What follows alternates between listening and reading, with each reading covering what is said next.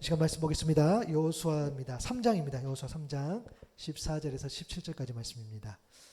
오늘은 여호수아 3장을 오늘하고 또 저녁까지 좀 살펴볼 텐데요. 여호수아 3장 14절에서 17절까지 말씀. 네, 우리 또 화면도 있으니까 제가 봉독하겠습니다. 백성이 요단을 건너려고 자기들의 장막을 떠날 때에 제사장들은 언약궤를 메고 백성 앞에서 나아가니라. 요단이 곡식 거두는 시기에는 항상 언덕에 넘치더라. 궤를 맨 자들이 요단에 이르며 궤를 맨 제사장들의 발이 물가에 잠기자 곧 위에서부터 흘러내리던 물이 그쳐서 사르단에 가까운 매우 멀리 있는 아단 성읍 변두리에 일어나 한 곳에 쌓이고 아라바의 바다 염해로 향하여 흘러가는 물은 온전히 끊어지매 백성이 여리고 앞으로 바로 건널세. 여호와의 언약궤를 맨 제사장들은 요단 가운데에 마른 땅에 굳게 섰고 그 모든 백성이 요단을 건너기를 마칠 때까지 모든 이스라엘은 그 마른 땅으로 건너갔더라. 아멘. 결국엔 마른 땅을 걷게 하신 하나님이라는 말씀의 제목, 또 앞서가는 언약궤라는 말씀의 제목으로 오늘 말씀을 나누도록 하겠습니다. 우리 하노이 샘물교회 인사가 있습니다. 한번 보여주시면, 제가 하나님을 당신을 하면 여러분들이 나머지를 채워주시면 돼요. 하나님은 당신을 부르십니다. 하나님은 당신을 계획하십니다. 하나님은 당신을 사랑하십니다. 아멘. 맞아요. 하나님 여러분 한 사람을 부르시고 또 계획하시고 또 사랑하십니다. 아멘. 사랑하시는데 언제 사랑하시냐요? 끝까지. 예, 끝까지 사랑하십니다. 그래서 각자의 역할들이 있어요. 뭐 저 같은 역할이 있고 또 여러분 각 사람의 역할이 있는데 각 사람 한 사람을 부르시고 계획하시고 사랑하신다는 그 사실, 이 말씀이 우리에게 위로가 되기를 소망합니다. 우리가 늘 교회 오시면서 이 메시지로 이렇게 서로 인사할 때 서로 위로하고 격려할 수 있기를 바랍니다. 오늘은 2023년 마지막 날 또 마지막 주일이죠. 그래서 오늘 저녁에 또 송구영신 예배도 있는데, 그래서 주일 말씀과 또 이 저녁에 있는 말씀을 좀 연결을 해 보도록 하겠습니다.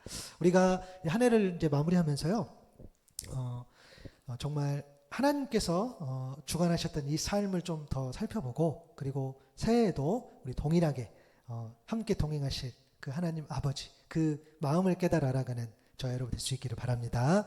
우리가 이맘때쯤 되면은 여러 가지 생각을 하는데, 여러분들은 어떠세요? 어떤 생각을 많이 하십니까?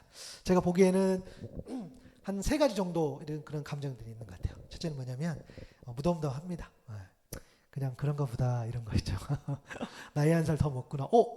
아쉬워. 뭐 이런 부분들 있죠. 그래서 그냥 무덤덤하게, 또 때로는 약간 뭐 설레임 정도. 그래서 아주 조금 후회하고, 아니면 아주 조금 뭐 기쁘고, 이 정도.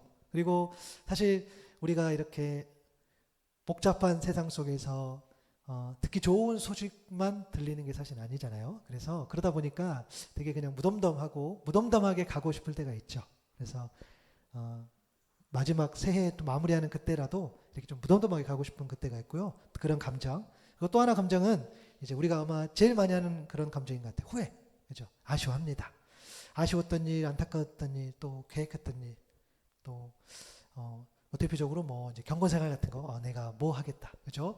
저는 예언합니다. 또 내일 아침에는 우리는 내일 일일 뭐 쉰다 하더라도 2일부터는 창세기를 꼭 펴서 또 시작되는 그런 통독들, 그죠? 그리고 또 당연하죠. 뭐 약속이라 한 듯이 다이어트도 해야 되겠고 또 공부도 해야 되겠고, 이런 것들을 우리가 하게 됩니다.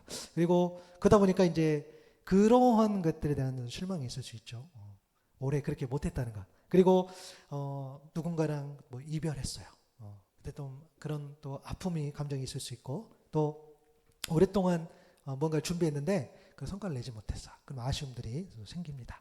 또 좀 무덤덤한 감정, 그리고 후회라는 감정, 그리고 또 감사, 도전, 또 시작이라는 감정도 있습니다. 그렇죠? 기뻤던 일, 감사했던 일도 있고, 또 이제 오랫동안 준비했던 일들을 또 이제 성과를 냈으면 너무 기쁜 일이죠. 우리 하노이 우리 샘물교회만 놓고 보면 올해 가장 특별한 일, 가장 기뻤던 일은 우리의 사역이 시작된 거. 이게 우리에게는 의미 있죠. 그러나 또 시작돼서 너무 감사하지만, 또 시작되면서 사실은 또 안타깝고 아쉬운 그런 것 중에 하나가 또 이제 가족들하고 또 멀어진 거. 예, 그거는 이게 많이 아쉬워요. 예, 자주 못 뵙고 뭐 그런 것들이 좀 아쉽고, 그리고 또 시작되면서 또 시작된 이후에 또 여러 가지 또 어려움들도 물론 생기지만 어찌됐든 특별한 일 또 안타까웠던 일들이 어떤 같은 선상에서 이렇게 일어난 것들을 또 이렇게 보게 됩니다. 근데 그러한 감정들, 그렇죠? 때로는 기쁨, 때로는 슬픔, 때로는 무덤덤, 이런 것들에 영향을 미치는 요인들이 아무래도 이런 상황들이겠죠. 환경들입니다. 그게 우리 일터에 계신 분들은 뭐 이렇게 사회적인 어떤 어려움이 있다면 그 영향을 받기 때문에 내가 후회도 하고 내가 아파하기도 하고 그렇습니다. 그리고 또 아무래도 또 어떤 재정적인 문제가 있을 수 있어요. 내가 물질에 너무 어려움을 겪고, 사실 물질이 많아서 어려움을 겪는다는 이야기는 잘 모르겠어요. 그 감정은 그 감정은 모르겠는데, 그러나 문제는 맞아요. 또 어떤 곳은 물질이 많아서 문제도 겪습니다. 그렇죠? 그래서 그런 어떤 재정의 문제가 있을 수 있고, 또 개인의 역량 때문에, 그러니까 내가 부족해서, 내가 능력이 없어서 이렇게 좀 뭐가 안 됐나 라는 그런 후회도 하게 됩니다. 자, 이런저런 우리가 이야기들, 생각들, 감정들 많이 하는데, 근데 하나님께서는 놀랍게도 우리가 생각했던 이런 모든 감정하고 전혀 다른 이야기를 하세요. 잠언 16장 9절입니다. 사람이 마음으로 자기의 길을 계획할지라도 그의 걸음을 인도하시는 이는 여호와시니라. 아멘. 여러분, 사람이 어떤 계획할지라도 그것을 이루시고 인도하시는 분은 여호와 하나님이신 줄로 믿습니다. 사실 여러분, 이 말씀 묵상할 때 우리가 좀 잘못 생각할 수 있어요. 뭐냐면, 사람이 마음으로 자기 계획을 계획한다. 그러면 사람의 계획이 나쁘다, 굉장히 부정적이다, 사람의 계획 정말 그러면 안 돼, 사람의 계획 쓰면 안 돼 라는 그런 부정적인 생각을 할 수 있는데, 아니요. 사람의 계획이 부정적이다, 나쁘다, 쓸모없다라고 하기에는 하나님께서 저와 여러분을 너무 사랑하십니다. 아멘. 너무너무 사랑하세요. 너무너무 존중해 주시고, 우리 하나님께서 너무나 우리를 인격적으로 대해 주신다는 거예요. 우리가 믿는 하나님은 정말 인격적인 분이신 줄 믿어요. 네? 그렇잖아요. 이사야 43장 1절 2절에 보니까, 야곱아 너를 창조하신 여호와께서 지금 말씀하시니라. 이스라엘아 너를 지으신 이가 말씀하느니라. 너는 두려워하지 말라. 내가 너를 구속하였고 내가 너를 지명하여 불렀나니 너는 내 거라 라고 이야기했어요. 2절 더 심해요. 더 하나님께서 우리를 존중해 주세요. 내가 물 가운데로 지날 때에 내가 너와 함께 하겠다. 강을 건널 때에도 물이 너를 침범하지 못하게 하겠다. 네가 불 가운데로 지날 때에도 타지도 못하게 할 것이고 불꽃이 너를 사르지도 못하리니. 아멘. 여러분, 우리를 부정적으로 보시는 하나님께서 우리를 지명하고 부르시고 내 것이라고 말씀하셨을까요? 아니요. 그럴 리가 없습니다. 그렇죠? 그럴 리가 없어요. 침몰하지도 않게 하신다는 그 하나님께서. 시편 121편 7절에도 그랬죠. 여호와께서 너를 지켜 모든 환난을 면하게 하시며 또 내 영혼을 지키시도다. 우리의 모든 환난, 그를 면하시게 하고 심지어 내 영혼도 지키신다는 것. 내 이 속사람까지도 하나님께서 만져주신다는 그 메시지. 저 여러분의 모든 환난을 면하게 하시는 그 하나님을 찬양합니다. 그 하나님이신데 우리의 사람의 계획을 그렇게 막 함부로 하나님, 그 하나님께서도 우리의 계획을 그렇게 이야기하지 않으세요. 그럼 무슨 말이냐면, 사람의 계획이 좋든 안 좋든, 그래서 좋은 성과를 냈든 안 냈든, 또 선하든 악하든 그 모든 계획을, 그 걸음을 인도하시는 분이 바로 하나님, 그리고 그 과정과 결과까지도 오직 하나님의 계획 안에 있다. 그것이 하나님의 큰 뜻인 줄로 믿습니다. 그래서 그러면은 뭐 사람의 계획이 악해도 된다, 그런 의미가 아니잖아요. 그렇죠? 우리가 그러니까 우리가 헤아릴 수 없는 그 하나님의 놀라운 섭리로 우리의 모든 사람의 계획을 주관해 주신다는 거예요. 그래서 우리가 좀 이 한 해를 점검할 때에는 이게 필요해요. 뭐냐면, 어떤 일이 내가 원하는 결과로 이어지지 못했어요. 그럴 때는 그것이 실패가 아닐 수 있다는 거야. 그래서 좌절을 하거나 낙담하지 않을 수 있어야 되겠어요. 그렇죠? 내가 뭔가를 했어, 도전했는데 뭔가 안 됐어. 근데 그것이 내가 부족해서가 아니라는 거야. 또 어떤 일이 내가 원하는 결과로 이어졌어요. 근데 그것이 또한 성공인가? 그럴 수 있겠죠. 그러나 그것 또한 하나님의 모든 과정 가운데 있기 때문에 하나님께서 때에 맞춰서 나를 높여주셨구나 라고 생각하시면서 잘난 척하거나 교만하지 않을 수 있어야 되겠습니다. 그래서 우리는 늘 하나님께서 뭔가를 채워주신다고 하면은 늘 겸손해야 될 줄로 믿습니다. 엎드려야 된다는 거죠. 그럴수록. 그래서 중요한 것이 내 계획 속에 내 삶의 주인이 되신 그 하나님, 그 목적 되시는 그 하나님께서 함께 계셨는가? 그것이 중요하죠. 내가 걸었던 길에 하나님이 원하시고 기뻐하시는 일이었는가? 내가 무언가를 할 때 나의 욕심이 아니라 먼저 하나님의 나라와 의를 구했는지, 내가 추구하고 애썼던 그 일에 대해서 하나님께서 우리를 보시고 착하가 충성된 종아, 내가 적은 일에 충성했으니 내가 많은 것을 내게 맡기리니 내 주인의 즐거움에 참여하지다. 그렇게 말씀을 들을 수 있겠는가? 이 질문을 우리가 던질 수 있어야 되겠습니다. 여러분, 이렇게 먼저 내가 걸었던 길, 하나님이 내가 이 걸었던 길에 우리가 한 해를 이렇게 보면서 정말 그 안에 하나님이 칭찬할 만한 일이 있었는가? 그렇죠? 그것이 우리를 돌아볼 때 본질이라는 거예요.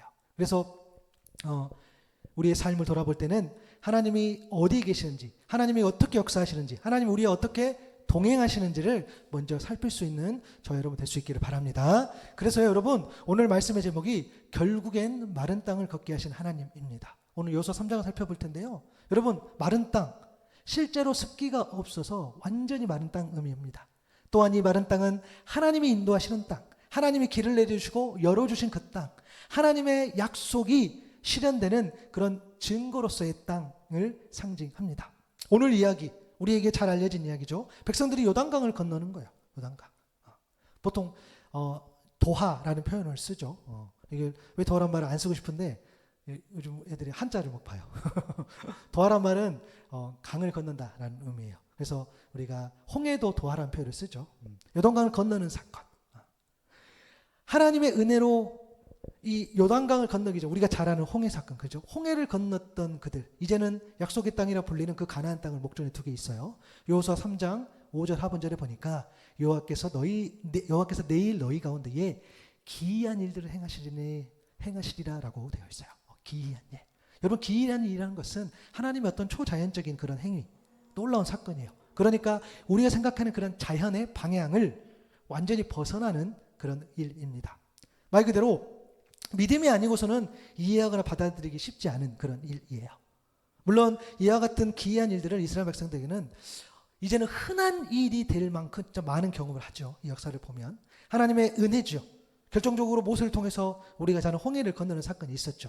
출애굽 14장 21절 22절 보니까 모세가 바다 위로 팔을 어떻게 내밀었다. 주께서 밤새도록 강한 동풍으로 바닷물을 뒤로 밀어내시니 바다가 말라서 바닥이 드러났다. 바닷물이 갈라지고 이스라엘 자손들은 바다 한가운데로 마른 땅을 밟으며 지나갔다. 물이 좌우에서 그들을 가리는 벽이 되었다. 여러분, 이 홍해를요, 성경 문화 배경 사전이라는 책에 보면은 이렇게 설명을 해요. 홍해는 북위 20도 40의 아덴만 위에서 북위 30도의 수에즈만까지 펼쳐진 전장 1920km예요. 지금 화면이 안 나오는지 잘 들어보세요. 1920km의 바다. 여기서 홍해는 이 시나이 반도를 둘러싸고 208km의 수에즈만, 그리고 144km의 아카바만으로 이 둘로 구분이 되는데 평균 수심이 491m, 최대 수심은 2212m, 이렇게 설명을 해요. 여러분, 제가 왜 홍해를 이렇게 설명해 보면 홍해를 이해해 보자는 게 아니에요. 홍해를 이해할 수 없다, 그거를 사람의 힘으로 건너갈 수 없다라는 것을 지금 설명을 하는 거예요. 이런 홍해를 건널 때 홍해가 마른 땅이 되었다. 세상 사람들이 거짓말하지 마라고 이야기하겠죠. 그러면 여러분 그렇게 받아들이셔야 됩니다. 거짓말 같아, 나도 때로는 믿기지 않아, 이렇게 이야기를 해줘야 돼. 맞죠? 왜냐하면 논리적으로 설명할 수 없어요. 그래서 혹시 누군가가 우리들에게, 먼저 믿는 우리들에게 야, 홍해 갈라진 거로 야, 어떻게 믿냐라고 했으면, 야, 세상에는 설명할 수 없지만 또 눈에 보이지 않지만 실제로 좀 있는 게 좀 있지 않냐라는 정도로 여러분이 답변해 주시면 돼요. 어떻게 뭐 설명할 수가 없는 거죠. 그런데 하나님은 이 이스라엘을 가로막는 그 홍해 앞에서, 그렇죠? 강한 동풍을 일으켰던 거 여러분 기억나시죠? 그 동풍이 바닥이 드러나고 바닷물도 갈랐다는 거예요. 그래서 출애굽 15장 8절 이하에 보면 그것을 묘사했던 거, 이제 건너와서 모세와 사람들이 묘사했던 장면들, 주의 콧김으로 물이 쌓이고 파도는 언덕처럼 일어서며 깊은 물은 바다 한가운데서 엉깁니다. 원수는 말하기를 내가 그들을 뒤쫓아 따라잡고 약통물을 나누며 나의 욕망을 채우겠다. 내가 칼을 뽑아 그들을 멸망시키겠다 합니다. 그러나 주께서 바람을 일으키시나니 바다가 그들을 덮고 그들은 거센 물속에 납덩이처럼 잠겨 버렸습니다. 여러분, 홍해의 바닷물이 좌우에서 그들을 가려주는 벽이 되었어요. 이스라엘 백성들은 바다 가운데서 난 그 길, 홍해를 빠져나올 수 있었죠. 하나님께서 그들의 어려움을 겪지 않도록 질퍽거리며 진흙투성일 수밖에 없는 그 바다 밑의 땅을 완전히 어떻게 해요? 마른 땅으로 만들어 주셨다는 거예요. 이 기이한 일, 이 기이한 일들을 모세를 통해서 했다면 이제 여호수아를 통해서 오늘 본문에서 일어난다는 거예요. 오늘 본문 17절 하반절에 보니까 그 모든 백성이 요단을 건너기를 마칠 때까지 모든 이스라엘은 그 마른 땅으로 건너갔더라. 결국에는 마른 땅으로 걷게 하신 그 하나님, 그 하나님이 저와 여러분 하나님이 되어주실 줄로 믿습니다. 여러분, 이 요단강 또 설명해 볼까요? 요단강이 위치한 계곡, 너비가 좁게는 3km, 넓게는 23km로 물살이 빠르다 그래요. 거칠어요. 건너기가 쉽지 않은 지형이기도 합니다. 그런데 사실 요단강 평상시에는 그 30m의 너비의 깊이가 1m에서 3m 정도 흐르지만 물살이 빠르고 거친 지역으로 알려져 있기는 해요. 그런데 건너기에는 어렵지 않는 그런 곳이었어요. 비록 곳곳에 물살이 거치기는 하지만 이것들을 피하면 특별한 어려움이 없이 건들 수 있는 그런 강. 그런데 성경에 뭐라고 되어 있냐면 여호수아 3장 15절 상반절이죠. 요단이 곡식 거두는 시기에는 항상 언덕에 넘치더라. 당시 요단은 곡식 거두는 시기라겠어요. 요단이 항상 언덕이 넘쳤다. 무슨 말입니까? 그것을 거둘 때쯤에는 우리 방금 사진 봤던 이렇게 지도가 길게 되어 있는데 저 위쪽에 그 헤르몬 산에서 눈이 녹고 또 이른 비가 내려서 이 강을 범람하게 한다는 거예요. 이때 강은 곳에 따라서 200에서 1000m 정도로 넓어져. 그래서 건널 수가 없어요. 그러니까 이 말 자체가 안 맞아요. 곡식 거두는 그 시기에 건너간다는 것 자체가 말이 안 돼요. 그러나 하나님의 역사가 멈추지 않았던 걸 보게 돼요. 오늘 보면 16절 17절이었죠. 곧 위에서부터 흘러내리던 물이 그쳐서 사르단에 가까운 매우 멀리 있는 아담 성읍 변두리에 일어나 한 곳에 쌓였어요. 아라바의 바다 여매로 향하여 흘러가는 물은 어떻게 해요? 온전히 끊어졌다고 했어요. 그리고 백성이 여리고 앞으로 바로 건넜다 그랬어요. 그 백성이 모든 요단을 건널 때에 마른 땅으로 건넜다라고 이야기합니다. 여러분, 이 여리고에서 이 지금 성경에 나와 있던 그 아담 성읍, 여리고에서 북쪽으로 약 20에서 25km 정도 떨어진 그 요단강가에 위치했다고 학자들은 이야기를 해요. 지금 성경이 뭐라고 이야기합니까? 요단강이 갈라져서 이스라엘 백성들이 건너라는 지점에서 무려 20에서 25km 거기까지 그 떨어진 지점까지 물이 밀려서 쌓였다고 지금 이야기하는 거예요. 성경이 이렇게 세밀하게 묘사하는 것은 굉장히 기이한 일이기 때문입니다. 여러분, 이 딱딱한 이야기를 왜 설명했겠어요? 요단을 이해해보자? 아니요. 요단을 이해할 수 없어. 그래서 말씀을 드리는 거예요. 그럼 똑같아요. 야, 요단이 건너져서 마른 땅이 되었어. 세상 사람들이 거짓말하지 마라고 하겠죠. 그럼 또 받아들이셔야 돼요. 어떻게 설명할 수가 없어. 논리적으로 설명이 안 된다는 거죠. 눈에 보이는 거, 눈에 안 보이는지만 있는 거 있지 않느냐. 그렇게 우리가 답변을 해줘야 된다는 거죠. 근데 여러분, 이 두 사건을 우리가 잘 알고 있는데 잘 보면 여러분 한 가지 공통점이 있어요. 뭘까요? 홍해를 건너는 것도 요단을 건너는 것도 한 가지 공통점이 뭐냐면 이스라엘 백성들이 주도적으로 무언가를 하지 않았다는 거예요. 잘 보면 결정적으로 주도적으로 뭔가를 한 게 없어요. 출애굽기 14장 13절에도 모세가 백성에게 이르되 너희는 두려워하지 말고 가만히 서서 여호와께서 오늘 너희를 위하여 행하시는 구원을 보라. 너희가 오늘 본 애굽 사람을 영원히 다시 보지 아니하리라. 이스라엘 백성은 홍해 앞에서 가만히 서 있었으면 성경은 증언합니다. 그렇게 했죠. 사실 뭐 할 것도 없었어요. 그렇잖아요. 두려워하지 말고 가만히 서서 약속하신 구원을 보라. 내가 그 약속을 반드시 이루겠다라는 그 선포가 있었죠. 홍해를 건널 때에도 요단을 건너는 지금도 이스라엘 백성들이 직접적으로 한 것은 아무것도 없었다는 거예요. 그들은 하나님이 마른 땅을 열어주셨기에 그 길로 무사히 건너갈 수 있었습니다. 사랑하는 여러분, 홍해를 건너는 것도 또 요단을 건너는 것도 그렇고 이 모든 일이 기이한 일이기에 이 기이한 일을 주관하신 그 하나님 아버지를 찬양함에 예매하는 우리가 될 수 있기를 바랍니다. 또 이 기이한 일, 이 마른 땅을 걷게 되는 그 역사가 우리 가정에도, 우리 교회에도, 우리 공동체에도, 또 우리 일터에도 온전히 일어나기를 소망합니다.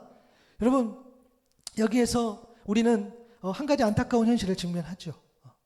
이 마른 땅을 걷는 역사, 이 역사가 다른 사람에게는 일어나고 있는 것 같은데 나에게는 일어나고 있지 않는 것 같아요. 늘 우리가 그렇게 생각할 때가 있어요. 왜 그럴까라는 것들. 다른 사람들은 그 질퍽한 그 땅을 잘 그게 이 마른 땅이 되어서 건너가는 것 같은데 유독 내가 걷는 길은 너무 질퍽해, 너무 퍽퍽해. 우리가 그런 현실을 늘 경험할 때가 있습니다. 여러분, 여러 가지 이유가 있을 수 있겠으나 그 이유를 저는 좀 이렇게 보자면 우리는요, 여러분, 신앙생활하면서 너무 맹목적으로 믿거나 또 맹목적으로 뭔가를 거부하는 모습이 있어요. 여러분, 맹목적이라는 의미는 주관이나 원칙이 없어 덮어놓고 행동하는 것을 의미합니다. 그러니까 무조건 믿거나 무조건 안 믿거나 아니면 그냥 그러거나 말거나 라고 우리가 생각할 때가 많이 있다는 거예요. 예를 들어 이런 거겠죠. 내 신앙이 오늘까지 별로였는데 그래, 내년 되면 좀 나아지겠지 라는 그런 말도 안 되는. 근데 우리가 그것을 그렇게 생각한다는 거예요. 우리 자녀들이 오늘까지 너무 좀 모습이 안 좋아서 내년에 좀 되면 좀 나아지겠지. 아무 그 안에 무슨 작용도 없었는데 그렇게 되는 거죠. 또 내가 열심히 교회 생활하고 또 헌금도 하고 수고도 하고 봉사도 했으니까 하나님이 나를 좀 도와주시겠지라는 어떤 그런 기복적인 신앙. 그렇죠? 근데 믿음의 변화는 없는 거죠. 물론 하나님이 우리를 정말 도와주실 줄로 믿습니다. 정말 우리를 도와주실 줄로 믿어요. 마태복음 7장 11절에도 보니까 너희가 악한 자라도 좋은 것으로 자식에게 줄 줄 알거든 하물며 하늘에 계신 너희 아버지께서 구하는 자에게 좋은 것으로 주시지 않겠느냐. 아멘. 여러분, 정말 맞아요. 하나님께서 우리의 필요를 아시니까요. 또 우리가 정말 너무너무 기이해서 우리가 정말 맹목적으로, 그렇죠, 그냥 덮어놓고 또 믿고 받아들여야 되는 그런 일들도 우리에게 생기기도 합니다. 뭐 예를 들어서 지금 이제 교회를 개척했지만 우리 한우의 선물교회를 개척할 때 정말 저희 가정 늘 간증해요. 한국에서 가라는 사람 없었고 한우에서 오라는 사람 없었는데 그러나 지금 이렇게 예배하고 있어요. 또 이것을 통해서 우리가 만나게 된 저희가 기도하는 우리를 기도와 후원해 주시는 아론과 훌, 이분도 우리가 한 명 한 명 연결된 분들을 보면 너무너무 하나님의 은혜이죠. 또 우리를 보내주신 전주샘물교회, 또 우리를 또 선교사로서 파송해준 또 우리 국제기업봉사단, 이것을 하나님의 어떤 물론 헤아릴 수 없는 그런 어떤 은혜로 또 받기도 합니다. 당연히 그렇게 받아야 하죠. 그러나 이러한 기이한 일들은 우리 삶 가운데 그렇게 많지 않다라는 거예요. 대부분 이 기이한 일들은 일상에서 자연스럽게 일어나요. 그래서 맹목적으로 믿을 때가 많고 복잡하고 생각이 쉬는 우리의 마음, 물론 분명하게 있는 것 같기는 해요. 그러나 하나님이 특별하게 일하시는 것도 하나님의 역사이고 평범한 일상 속에서 일하시는 것도 하나님의 역사인 줄로 믿습니다. 그렇죠? 그래서 우리의 신앙을 이렇게 봤을 때에 자꾸 맹목적으로 뭔가를 그냥 믿을 때, 또 반대로 맹목적으로 하나님의 역사를 거부하는 또 일이 있어요. 내 경험, 내 지식, 내 욕심, 그것 때문에 내가 다 해봤으니 그거 안 돼. 내가 예전에 예수 잘 믿어봤는데 안 된다는 거예요. 또 예수 믿는 사람들 보니까 희망이 없어. 그거 가지고 안 돼. 그냥 덮어놓고 내 마음에 안 드니까, 내 눈에 그냥 좋아 보이지 않으니까 하나님의 역사를 거부할 때가 있어요. 잠언 16장 5절에도 모든 마음이 교만한 자를 여호와께서 미워하시나니 피차 손을 잡을지라도 벌을 면하지 못하리라. 피차 손을 잡는다는 말은 뭡니까? 모두 교만한 자들이 모두 결탁할지라도, 그들이 서로 손을 잡을지라도 하나님의 심판을 결코 면하거나 벗어날 수 없다는 거예요. 그래서 누군가는 맹목적으로 신앙을 받아들임으로써 하나님의 그 마른 땅을 걷는 역사를 경험하지 못하고, 누구는 맹목적으로 거부하면서 그 하나님의 함께 걷는 그 역사를 경험하지 못한다는 거예요. 분명히 말씀드리면 여러분, 마른 땅을 걷게 하신 하나님의 역사는 그냥 아무 이유 없이 일어나거나 또 맹목적으로 그런 믿을 만한 일이 아닌 줄로 믿습니다. 분명히 하나님의 역사가 있었다는 거예요. 헤아릴 수 없는 그 사랑, 그 은혜, 정말 그런 어떤 특별한 기이한 일을 놔두고서라도 우리 일상 가운데 일어난 일 중에는 여전히 하나님의 그런 과정들이 있었다는 거예요. 우리 잘 아는 마가복음 5장에 보면 혈루증을 앓은 여자가 있어요. 알죠? 여러 여사에게 보였어요. 고생도 많이 했어요. 재산도 다 없앴어요. 아무 혈육 없는 그 상태에 있었던 그 여인, 더 악화됐어. 어느 날 예수님을 가까이 볼 수 있게 되었어요. 그리고 예수님 옷에 손을 댔더니 놀랍게도 회복된 것을 보게 돼요. 예수님이 자기에게 능력이 나간 것을 아셨기 때문에 누가 내 몸에 손댔냐라고 이야기했을 때 여자는 자기에게 일어난 일을 알면서 두려워 떨면서 마가복음 5장 27절 28절의 이야기를 하는 거죠. 예수의 소문을 듣고 무리 가운데를 끼어 뒤로 와서 그의 옷에 손을 댔다 그랬어요. 이는 내가 그의 옷에만 손을 대어도 구원을 받으리라 생각함이라. 예수의 소문을 들었어요. 병 고치는 이야기, 귀신 쫓는 이야기, 헐벗고 굶주리고 연약한 죄인들의 그런 이야기를 들었어요. 근데 그런 그 예수님, 친구가 되어주신 그 예수님, 그녀가 생각했겠죠. 그래, 주님이라면 내 병을 고쳐주실지도 몰라. 마가복음 34절의 고백처럼 예수께서 이르시되 따라 내 믿음이 너를 구원하였으니 평안히 가라. 내 병에서 놓여 건강할지어다. 예수님이 이 여자의 말과 행동을 단지 병을 고치기 위한 그런 맹목적인 말과 행동으로 여기지 않았어요. 이 여인의 생각들, 이 여인의 행동들을 그냥 의미 없는 행동으로 보지 않으셨다는 거야. 그래서 예수님이 이 여자를 보고 믿음이 너를 구원했다라고 이야기를 했어요. 여러분, 자, 이 여인이 예수님을 만질 때에 정말 믿음으로 얼마만큼의 그런 믿음으로 그 여인이 그렇게 행동했는지는 성경은 자세하게 말해주지 않아요. 그러나 분명한 것은 단순히 병만 고치기 위해서 예수님을 쫓아다녔던 그런 사람들, 만약에 그런 사람이었다면 예수님 앞에 나서지 않았을 거라는 거죠. 그냥 그 자리에서 피했을 거예요. 내 목적은 이렇으니 그냥 모른 척하면 갈 일이에요. 우리의 신앙이 이와 같은 때가 많다는 거야. 하나님 내 필요와 요구를 들어주신 것 같으면 따르고, 그리고 그렇지 않으면 그냥 몇 번 고민하다가 이 길은 내 길이 아닌가 봐 하고 그 예수의 길이 아닌 다른 길로 가버릴 때가 우리에게 있다라는 거예요. 그것은 결국에는 그런 맹목적인 신앙의 결과입니다. 하나님을 막연히 믿고 하나님을 단지 내 필요를 위해서만 존재하는 그런 어떤 우상과 다를 바 없는 세상의 수많은 그런 신들 중 하나로만 여기는 그런 신앙. 우리가 이렇게 막연하게 맹목적으로 신앙생활을 하고 있기 때문에 마른 땅의 역사를 경험하지 못한 건 아닐까요? 그녀에게는 혈루증을 앓았던 여인에게는 그 여인이 있었죠. 그녀에게 뭐가 있었습니까? 작지만 순수한 믿음이 있었어요. 믿음을 증명하는 그런 또한 행위가 있었어요. 그 깊이, 그 믿음의 깊이는 알 수 없었지만, 그렇죠? 그 여인을 예수님께서 믿음이 있다 해주셨는데 그렇게 할 수 있었던 건 뭐냐면 첫 시작이 뭐였죠? 아까 성경을 쭉 보면 알겠지만 이 여인이 주님의 소문을 들었다는 거예요. 소문. 그 소문은 뭐였습니까? 뭐였겠어요? 예수님 이야기 아닙니까? 예수님 이야기, 그 복된 소식, 그 복된 소식은 복음, 그 복음은 곧 하나님의 말씀인 줄로 믿습니다. 그 여인이 그렇게 시작할 수 있던 계기는 예수님의 소문을 들었다는 거야. 자, 다시 우리가 우리 성경으로 돌아와 볼까요? 이스라엘 백성들 홍해를 건널 때에도, 요단을 건널 때에도 지금 직접적으로 아무것도 없었던 그들, 그렇죠? 단지 하나님이 마른 땅을 열어주셨기 때문에 그 길을 무사히 건너갈 수 있다라고 이야기했는데, 하지만 그 길에 분명히 존재했던 게 있었어요. 뭐였습니까? 하나님의 말씀이었습니다. 아멘. 하나님이 여호수아에게 하신 그 말씀이 있었고, 또한 여호수아가 백성들에게 대신 전해냈던 그 하나님의 말씀이 있었다는 거예요. 그냥 그 길이 열렸다는 게 아니라는 거죠.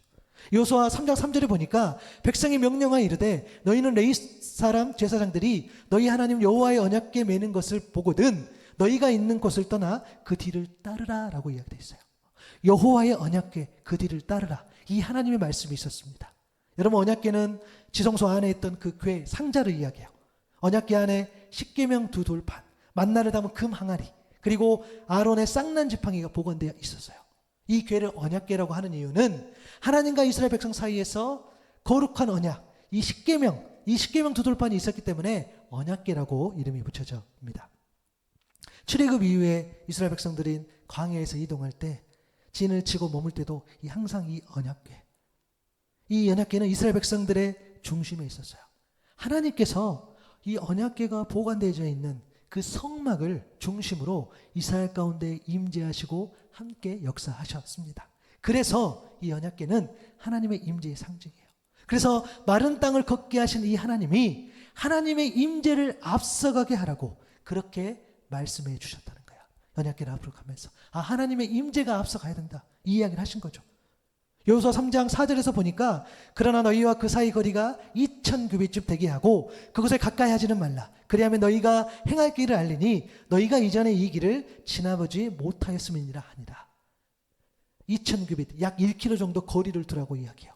그것은 뭐냐면 부정한 사람이 하나님의 그 거룩한 임재의 상징인 그 법궤에 가까이 가거나 손을 대면 죽을까 염려하신 듯 하나님께서 그렇게 명령하신 것 같아요. 실제로 성경에 그 스토리가 나중에 나오죠. 마른 땅을 걷게 하신 하나님이 하나님의 거룩 앞에서는 그 거룩 앞에서 또한 거룩할 수 있어야 된다, 이 말씀을 하셨다는 거예요. 이 거룩에 대해서는 오늘 또 저녁에 좀 말씀을 나눌게요. 3장 6절에 보니까 여호수아가 또 제사장들에게 말하여 이르되 언약궤를 메고 백성 앞에 앞서 건너라. 앞서 건너라 하매 곧 언약궤를 메고 백성이 앞서 나아가니라.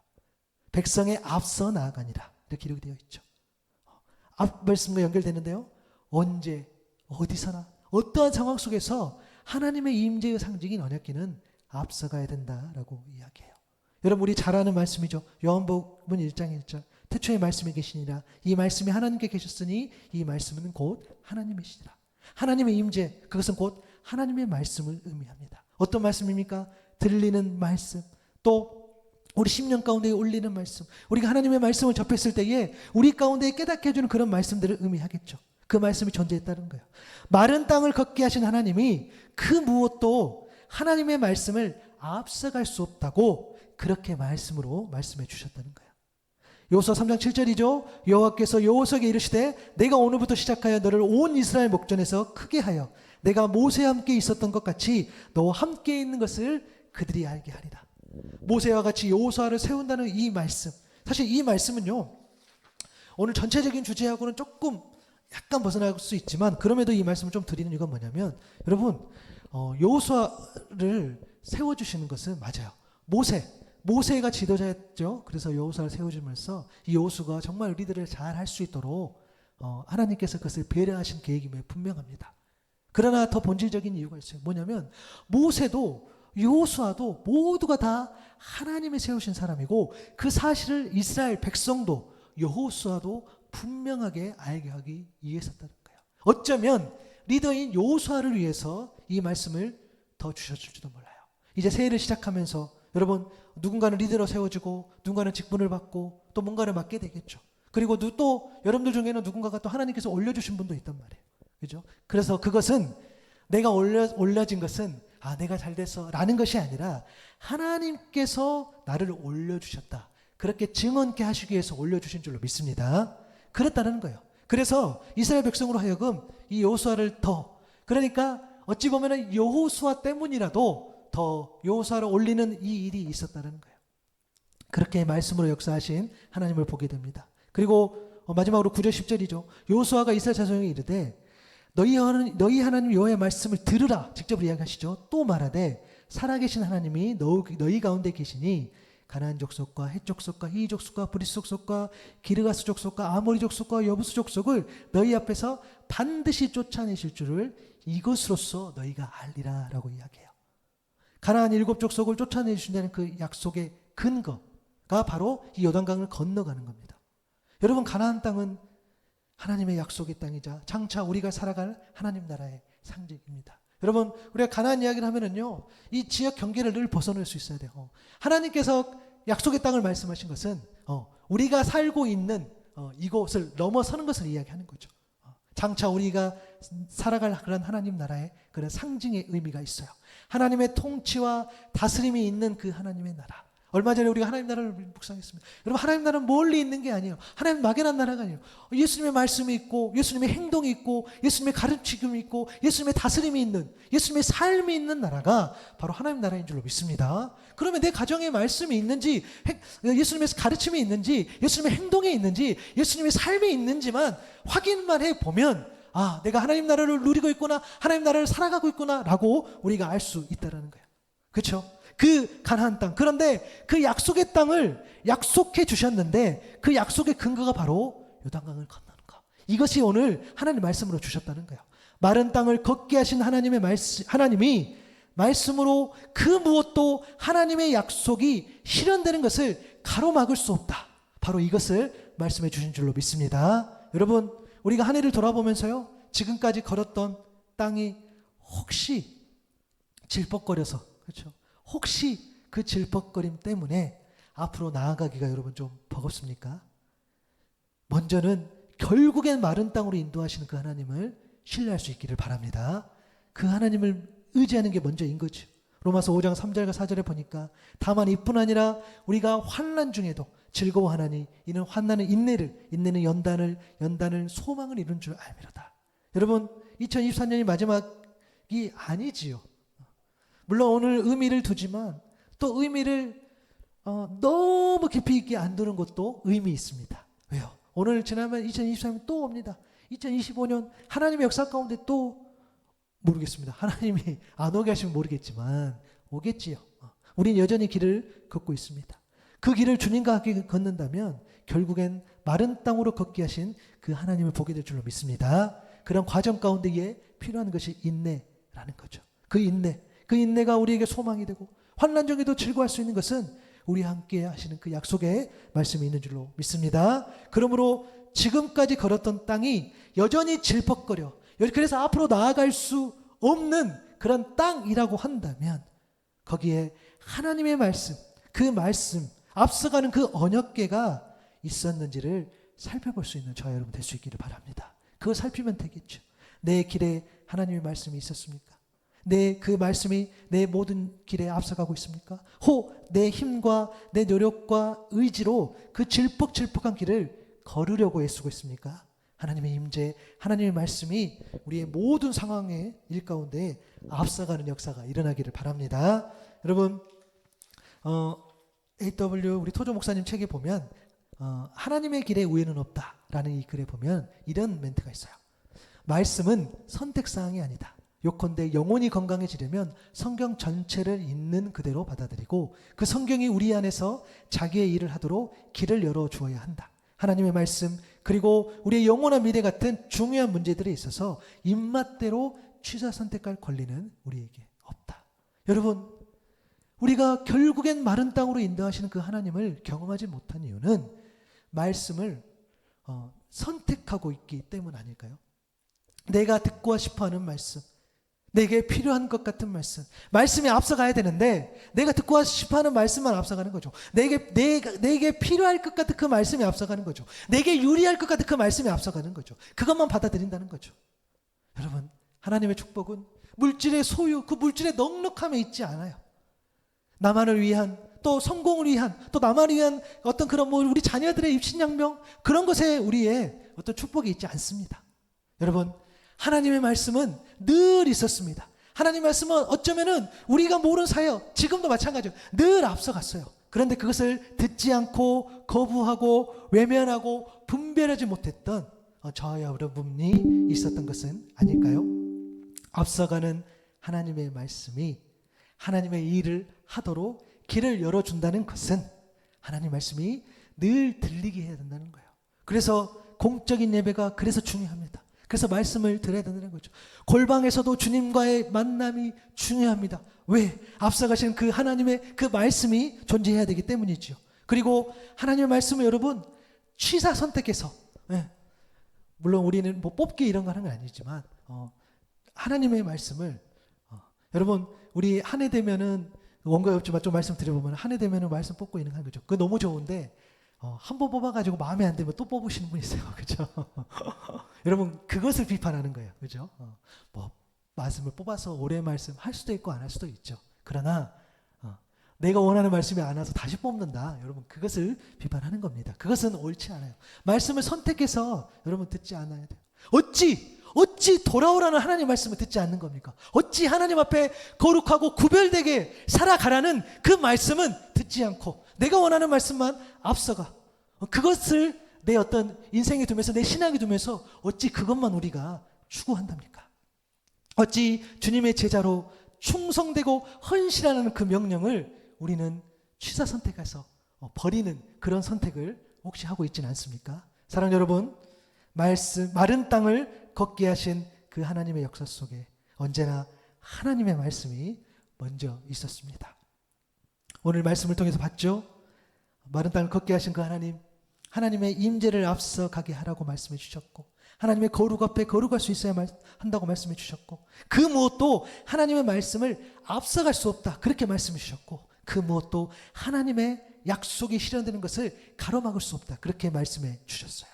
결국엔 마른 땅을 걷게 하신 그 하나님의 역사에 하나님의 말씀이 먼저 있었음을 온전히 신뢰하는 저 여러분 될 수 있기를 바랍니다. 여러분, 아무것도 하지 않고 그 말씀, 그러니까 우리가 막 예배만 드리고 막 교회만 가고 그런 의미 아니에요. 맹목적으로 붙잡자 그런 의미가 아니에요. 우리를 인격적으로 만드신 그 하나님께서 분명히 이 과정 가운데에 우리에게 있는 무언가를 하나님께서 사용하십니다. 그래서 앞서가는 그 언약궤에 뒤따르는 무언가가 있었어요. 그것은 오늘 저녁에 좀 묵상해 보도록 하겠습니다. 결국엔 마른 땅을 걷게 하신 그 하나님이 올해 한 해를 지켜주셨죠. 앞으로 다가올 한 해 또한 지켜주실 줄로 믿습니다. 내가 걷는 길에 하나님의 말씀이 있는지를 늘 점검하고 그 말씀이 앞서가게 하는 삶, 그 말씀을 뒤쫓아가는 삶. 다시요, 말씀이 앞서가게 하는 삶, 말씀이 있는데 그 말씀을 쫓아가는 그러한 삶이 우리의 삶이 되어서 그 삶을 온전히 살아내는 저 여러분 될 수 있기를 바랍니다.